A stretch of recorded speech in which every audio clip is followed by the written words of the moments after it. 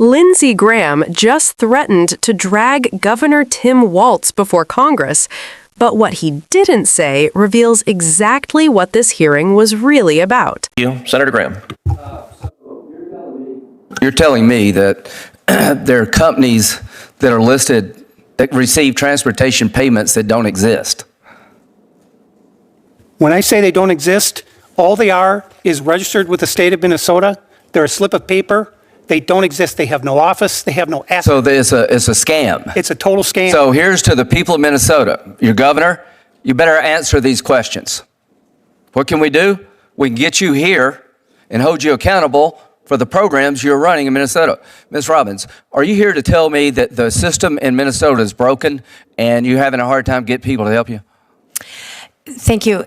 The system is absolutely broken. There are fraud on multiple levels. There are failures of internal controls. And finally, you're we have telling help me your from the feds. state has not been responsive. No, they have actively, I would say, harmed whistleblowers who tried to point it out, and they have tried to shut down investigations. You said fake meals for fake kids. Yes.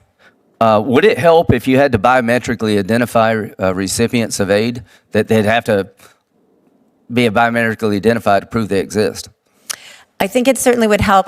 I'm a privacy advocate, so I'd want to understand the details Well, of that. number one, prove you exist. Yes, prove you exist. Like very basics. That's not a privacy problem. If I'm going to give you money, is it too much to ask that you prove you exist? No, that's why we need documentation. Well, that's coming. Not attestation. We're going to fix this. It's coming. We're not going to sit on the sidelines and watch billions of dollars go to organizations that don't exist, rows of daycare facilities that don't provide daycare. It's in Minnesota. Bless you both for trying to fix it. Is there any doubt, Mr. Hoke, to the extent of the problem that is billions in Minnesota? Again, we don't know what the number is going to be. It's going to be, it could be 80 billion if you go back. You just don't know. We don't know, but to the point about politicians knowing, so I filed a criminal complaint against Governor Walz for violating the law for not reporting fraud. I think when you ask the Medicaid services in Minnesota, tell us who you give money to, that's not unreasonable. So what I would think this committee should do, quite frankly, is that we should ask for an accounting. When Minnesota sends wants to get reimbursed for SNAP benefits, are you familiar with the SNAP program? Yes, sir. Do you have to provide names who got the benefits, or they just give you a number? My understanding is that there is a list, and the federal government is trying to get it from Minnesota. Well, I'm telling you, we can't. Right, they're stonewalling. That's right. They're stonewalling.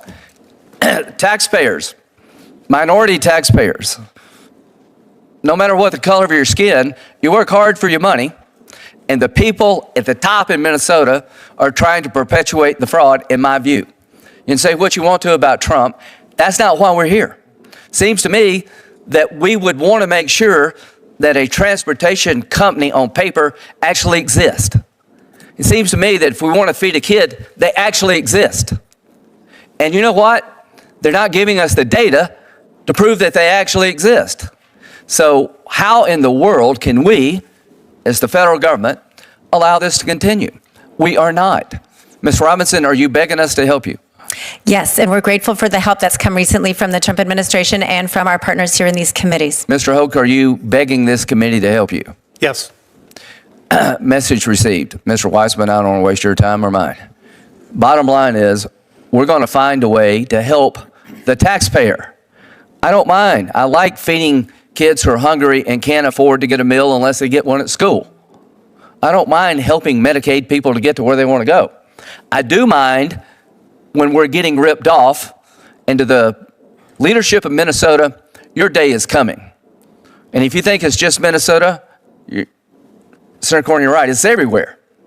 And we're going to find it. That's the least we can do as managers of these programs. God bless you all. What Lindsey Graham did here wasn't oversight. It was political intimidation wrapped in selective outrage. Graham theatrically warned that Governor Tim Walz would be hauled before Congress, accusing Minnesota of running a system so corrupt that billions may have disappeared into fake companies and fake kids. He spoke with certainty, menace, and moral superiority. But what's striking isn't how loudly Graham shouted, it's what he carefully avoided acknowledging. Minnesota has already investigated, prosecuted, and convicted individuals involved in fraud schemes, including high-profile cases tied to federal nutrition programs. Those prosecutions didn't happen because Republicans exposed anything. They happened because career investigators, auditors, and prosecutors, many working under Democratic leadership, did their jobs. Fraud was uncovered, charges were brought, and reforms were implemented. That's what accountability actually looks like. Yet Graham pretends none of that matters. Instead, he frames this as proof of Democratic corruption while ignoring the reality that federal programs are administered jointly by states and the federal government under rules Congress itself writes. If oversight failed, that failure is shared, and Graham knows it. What he's doing instead is weaponizing whistleblower testimony to construct a narrative where Democrats are villains and Republicans are saviors, conveniently erasing the years of bipartisan underfunding of oversight and enforcement. Listen closely to the language Graham uses. He repeatedly invokes taxpayers, especially minority taxpayers, as if Governor Walz personally stole from them. That's not accidental. It's an attempt to pit working people against Democratic leadership while protecting the structural causes of fraud, outsourced contractors, privatized services, and weak federal monitoring that Republicans consistently defend. And notice the contradiction. Graham claims to care deeply about waste and fraud, yet supports an administration that blocked inspectors general, attacked whistleblowers, and politicized law enforcement. He expresses outrage over undocumented data while backing a movement that still refuses to accept documented election results. The concern is not consistency, it's control. This hearing wasn't about feeding hungry kids or transporting Medicaid patients.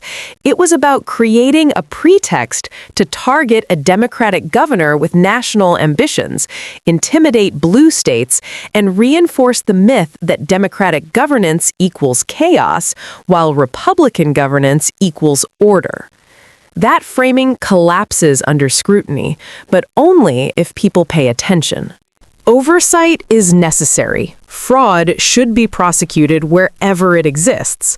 But when senators use hearings to threaten governors, exaggerate figures, and ignore reforms already underway, that's not accountability. It's political theater designed to erode trust in democratic institutions.